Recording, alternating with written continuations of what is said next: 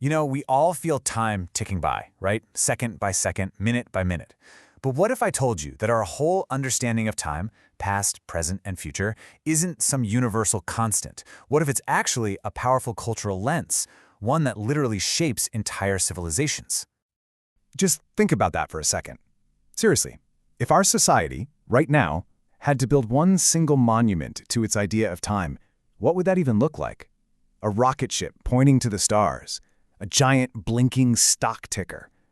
This is a question civilizations have been answering for thousands of years, and believe me, their answers tell us everything about who they were.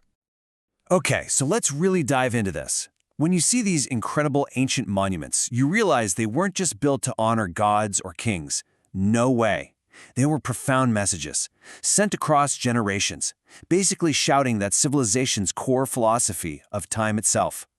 And you see this amazing spectrum of worldviews. You've got Egypt with its eternal gaze fixed on the past, and then you have Rome, all about future-focused ambition. And then there's China trying to find that perfect balance. Each culture had its own unique way of shaping, preserving, or even repeating time. So let's explore this spectrum a little. To really get a feel for this, let's start by looking at two civilizations that sit at the complete opposite ends of this spectrum. They offer these two powerful, almost totally opposing views on what time even is. And the contrast here is, well, it's just fascinating. On one side, you have ancient Egypt, completely obsessed with preserving the past for an eternal afterlife. Their pyramids weren't just tombs, they were, in a way, time machines in stone. But then you have Rome, relentlessly driving forward, building roads and aqueducts not for yesterday, but for the generations of tomorrow. For them, the future was something you built through sheer, raw innovation. This quote just nails the Egyptian mindset. For them, securing an eternal future in the afterlife depended entirely on what they preserved from the past. Memory wasn't just some fuzzy, nice feeling. It was the actual raw material of immortality. But, not everyone saw time as a straight line. The Maya and Aztecs in Mesoamerica, they saw it as this great repeating cycle. Their stunning temples, like Chichen Itza, were basically massive cosmic clocks. For them, the past wasn't something you just left behind, it was prophecy. It was a pattern that was absolutely destined to repeat. Their whole challenge was just to keep that cosmic cycle turning. So you end up with these totally distinct lenses. Egypt is all about preserving the past, Rome is building the future, Mesoamerica is repeating the cycles. And then somewhere in between, you have Mesopotamia, focused on sustaining the present through laws, and Imperial China, which was always seeking balance, using lessons from the past not just to repeat it, but to guide the future. Each one is a complete, fascinating worldview. Okay, so we've looked back at the ancients, but let's be real. This whole journey through history was always leading to one crucial question. Where do we fit into all of this? All right, let's turn the lens directly onto our own modern experience and really analyze our culture's unique and incredibly powerful relationship with time.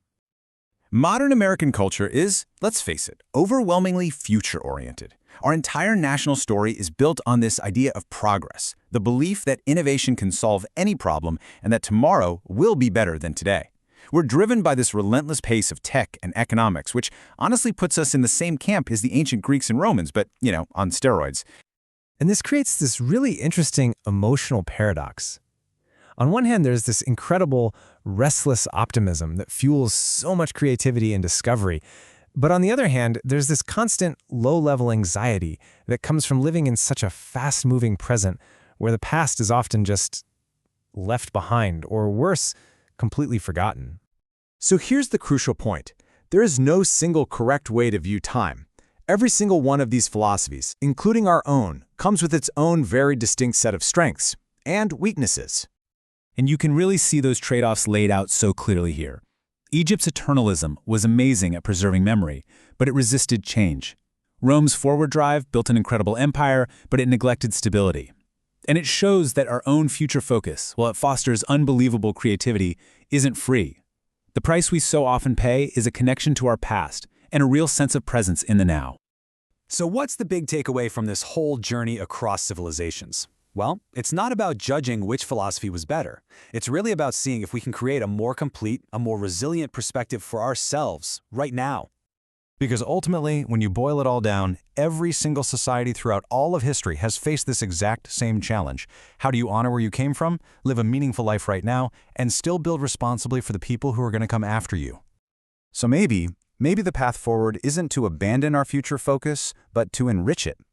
What if we could actually integrate Egypt's deep respect for memory, and China's ancient wisdom of continuity, and even Mesoamerica's awareness of natural cycles, all into our own worldview? And that leaves us with this final question to think about. Can we learn from all these ancient perspectives to build a culture that doesn't just race blindly toward the future, but one that learns to live through time in its absolute fullness, honoring the past, embracing the present, and building a future that's truly worthy of both?